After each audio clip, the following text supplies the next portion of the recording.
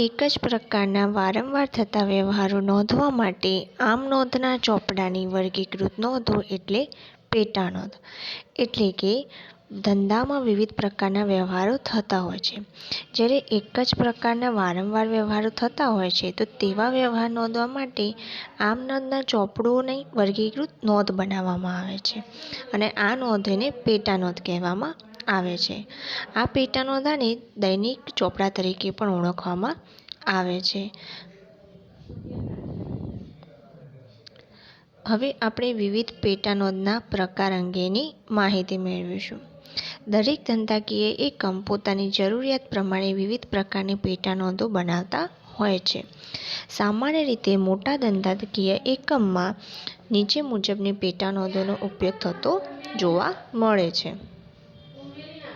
એમાં સૌ પ્રથમ છે રોકડ મેળ એટલે કે રોકડ આમ નોંધ. ત્યારબાદ છે માલ અંગેની પેટા નોંધ. ત્યારબાદ હુંડી અંગેની પેટા નોંધ અને ખાસ આમ નોંધ. તો આ ચાર પ્રકાર એ પેટા નોંધના મુખ્ય પ્રકાર છે અને વિવિધ ધંધાકીય એકમ પોતાની જરૂરિયાત અનુસાર આમાંથી વિવિધ પ્રકારની પેટા નોંધો બનાવતી હોય છે. તો આપણે સૌ પ્રથમ રોકડ મેળ જે પેટા નોંધનો પ્રથમ પ્રકાર આપણે જોયો એના વિશેની માહિતી હું તમને આપીશ. તો રોકડ મેળનો એક પ્રકાર છે સાદો રોકડ મેળ એટલે કે એક ખાનાવાળો રોકડ મેળ. તો જ્યારે રોકડ પ્રકારના વ્યવહારો નોંધવાના હોય છે ત્યારે રોકડ મેળ બનાવવામાં આવતો હોય છે. આ રોકડ વ્યવહારોમાં જ્યારે ફક્ત રોકડની જ નોંધ કરવાની હોય ત્યારે આ સાદો રોકડ મેળ બનાવવામાં આવે છે એટલે કે એક ખાનાવાળો રોકડ મેળ બનાવવામાં આવે છે. જેમાં વિવિધ પ્રકારના રોકડ આવક થઈ હોય, રોકડની જ આવક થઈ હોય વગેરે નોંધવામાં આવતી હોય છે. ત્યારબાદ છે બે ખાનાવાળો રોકડ મેળ એટલે કે રોકડ અને બેંક ખાનાવાળો રોકડ મેળ અથવા રોકડ અને વટાવ ખાનાવાળો રોકડ મેળ અથવા બેંક અને વટાવ ખાનાવાળો રોકડ મેળ. એટલે કે રોકડ, બેંક અને વટાવ આ ત્રણમાંથી જ્યારે બે ખાનાવાળો રોકડ મેળ બનાવવામાં આવે એટલે કોઈ બે વસ્તુઓનો રોકડ મેળ બનાવવામાં આવતો હોય છે તેને બે ખાનાવાળો રોકડ મેળ કહેવામાં આવે છે. જ્યારે રોકડ અને બેંક ખાનાવાળો રોકડ મેળ બનાવવામાં આવે ત્યારે રોકડ અને બેંકના વ્યવહારો જે ધંધામાં થયા હોય તે નોંધવામાં આવતા હોય છે. રોકડ અને વટાવ ખાનાવાળો રોકડ મેળ બનાવવામાં આવે એટલે રોકડના વ્યવહારો અને વટાવ એટલે કે ડિસ્કાઉન્ટ સંબંધિત થયેલા વ્યવહારો નોંધવામાં આવતા હોય છે. અને બેંક અને વટાવ ખાનાવાળો રોકડ મેળ બનાવવામાં આવે એટલે ધંધાકીય એકમના બેંક સાથે થયેલા વ્યવહારો અને વિવિધ વટાવના વ્યવહારો એનું ખાનું બનાવવામાં આવે છે અને તેના વ્યવહારો લખવામાં આવતા હોય છે. ત્યારબાદ છે ત્રણ ખાનાવાળો રોકડ મેળ એટલે કે જે રોકડ વ્યવહારો હોય છે તે રોકડ સાથે સંબંધિત હોય, બેંક સાથે સંબંધિત હોય અને વટાવ સાથે સંબંધિત છે. તો આ ત્રણેયનું ખાનું બનાવવામાં આવે છે અને ત્રણેય વ્યવહારો જ્યારે નોંધવામાં આવતા હોય તો તેવા પ્રકારના રોકડ મેળને ત્રણ ખાનાવાળો રોકડ મેળ કહેવામાં આવતો હોય છે. આમ રોકડ મેળ ત્રણ પ્રકારે બનતો હોય છે.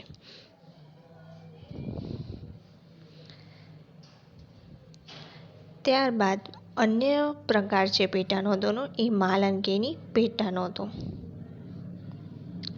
તેનું સૌપ્રથમ છે ખરીદ નોંધ એટલે કે ધંધામાં જ્યારે માલની ઉધાર ખરીદી નોંધવા માટે બનાવવામાં આવે છે પેટા નોંધ તેને ખરીદ નોંધ કહેવામાં આવે છે. એટલે કે આમાં વિવિધ પ્રકારના ઉધાર ખરીદની નોંધો કરવામાં આવતી હોય છે. ત્યારબાદ છે વેચાણ નોંધ. એવી જ રીતે જ્યારે માલનું ધંધામાં ઉધાર વેચાણ નોંધવામાં આવે ત્યારે વેચાણ નોંધનો ઉપયોગ કરવામાં આવે છે. ત્યારબાદ છે ખરીદ પરત નોંધ એટલે કે જ્યારે માલ ઉધાર ખરીદેલ માલ પરત નોંધવા માટે એટલે કે જ્યારે પરત થાય છે તે વખતે ખરીદ પરત નોંધમાં નોંધણી થાય છે. અને ત્યારબાદ છે વેચાણ પરત નોંધ એટલે ઉધાર વેચેલ માલ પરત નોંધવા માટે. તો જ્યારે માલ અંગેના વ્યવહારો ઉધારમાં થતા હોય, જેમ કે ખરીદનો વ્યવહાર હોય, વેચાણનો વ્યવહાર હોય, ખરીદ પરતનો વ્યવહાર હોય કે વેચાણ પરતનો વ્યવહાર હોય, તો આ અંગેના જ્યારે ઉધાર પ્રકારના વ્યવહારો થતા હોય ત્યારે માલ અંગેની પેટા નોંધો આમાંથી બનાવવામાં આવે છે. ત્યારબાદ પેટા નોંધનો અન્ય એક પ્રકાર છે હુંડી અંગેની પેટા નોંધ, જેનો પ્રથમ પ્રકાર છે લેણી હુંડીની નોંધ. એટલે કે જ્યારે લખેલી હુંડીઓ નોંધવાની હોય ત્યારે લેણી હુંડીની નોંધ બનાવવામાં આવે છે લેણાના વ્યવહારો નોંધવા માટે. અને બીજો પ્રકાર છે દેવી હુંડીની નોંધ, એટલે કે સ્વીકારેલી દેવી હુંડીઓ નોંધવા માટે. એટલે કે હુંડી અંગેની બે પેટા નોંધો હોય છે, લેણી હુંડીની નોંધ અને દેવી હુંડીની નોંધ. લેણી હુંડી તે લખેલી હુંડીઓ એટલે કે લેણી હુંડી નોંધવા, અને દેવી હુંડી તો દેવી હુંડીઓ નોંધવા માટે.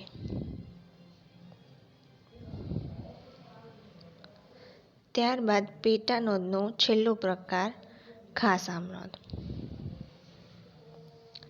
તો ખાસ આમ નોંધનો ઉપયોગ ત્યારે થાય છે જ્યારે ઉપરની કોઈપણ પેટા નોંધમાં નહીં સમાયેલ વ્યવહારો નોંધવા માટે. એટલે કે ઉપર આપણે વિવિધ બાબતો જોઈ ગયા, જેમ કે માલ અંગેની પેટા નોંધ માલના ઉધાર, ખરીદ, વેચાણ, પરત વગેરેની નોંધ માટે, હુંડી અંગેના વ્યવહારો માટે હુંડી અંગેની પેટા નોંધો, રોકડના વ્યવહારો નોંધવા માટે રોકડ મેળનો ઉપયોગ કરીએ છીએ. પણ આ ઉપરાંત ઘણીવાર એવા વ્યવહારો હોય છે જેનો સમાવેશ આમાં નથી થયો હતો, તો તેના માટે ખાસ આમ નોંધ બનાવવામાં આવે છે અને તે બધા વ્યવહારો ખાસ આમ નોંધમાં નોંધવામાં આવતા હોય છે. આમ આજે આપણે પેટા નોંધના 4 પ્રકારો અંગેની